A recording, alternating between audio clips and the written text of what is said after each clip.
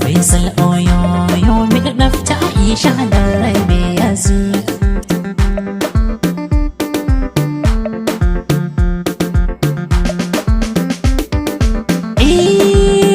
da an dawo da an da bingali da kayan minta da wala bukiti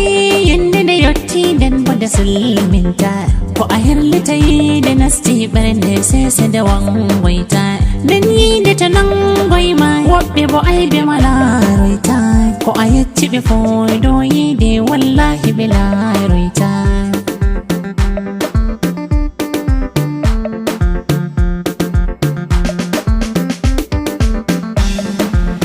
hatoy hidito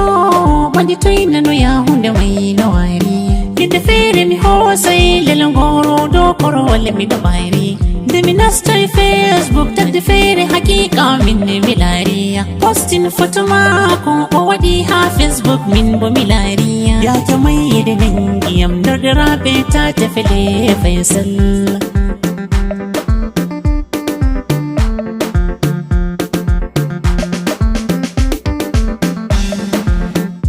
Fonde munyoyi go mi wurtai Facebook saldoriyan hakila sai o min dara wakati go no mu mafiyan yide nasti bare de mi da sakli himbe fu famiyan anda ta mi hosi mi da sakli mi dolle nya Facebook hawa ko mi yuta tama don hedito hadi ayoro mina yawa mi wala no haje fere ko luti mi hefto ya ha ho ediyan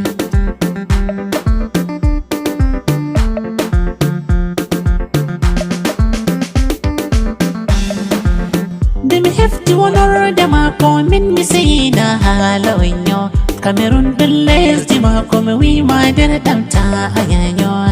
marwa da nyor da mako ayya sayo dumuna basanyo Aisha tu inda mako wadda da ne jo da munyo enon balago di mako fu mi tawi hatun ayabil dum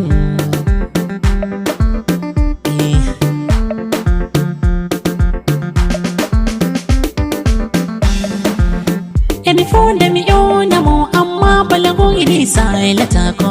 Emi nodda mi foidi ta mi hebai e mo nyalbo mi wa wata ko To mi mabiti hundu ko ngami walwa nan se inde ma ko To mi fondi mi dai nan se koi doli de nangi gorko Bitas di mi nas te kamero laftu go mo yoni de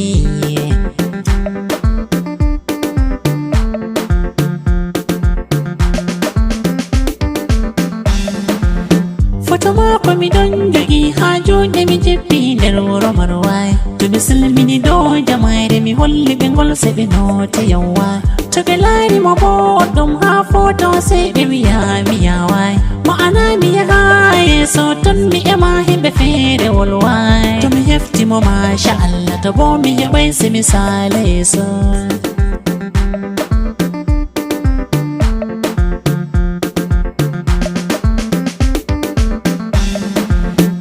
Mi warti ba sautu do mi emi do himbe fere fere godo jabo bella ka godo mo jalayam na honda fere mi do dilla mi don yama mi do holla mi fotti e bingel fere nde mi holli bingel foto mai ngel sappi onda sare Aisha to bi malam Adamu Isa wi go bingel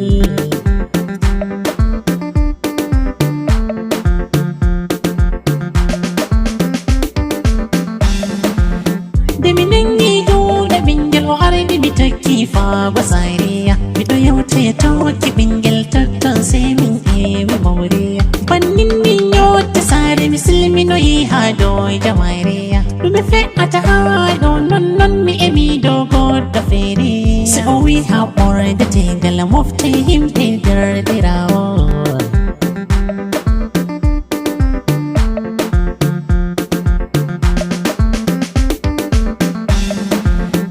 Ojo kai nyota mako owi yan family ayi derdam to andi Aisha boddo da nejo da nyaɗo malam Adam tegal ma ko ɓe haɓɓoyta alaji jo baba malam miɗo joɗi no derɗiraɓe mi hafti deriji lollangi yam miɗo kanodda Aisha ton jama'are fo holtiri yam gate nangi ɓe jogi yam be sembe dere ɗam no mi watta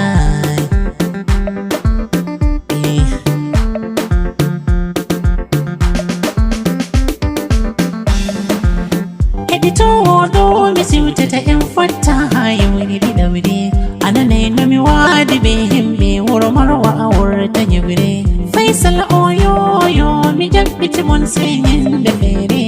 to Allah mo do moni en fattan ha yawri dawri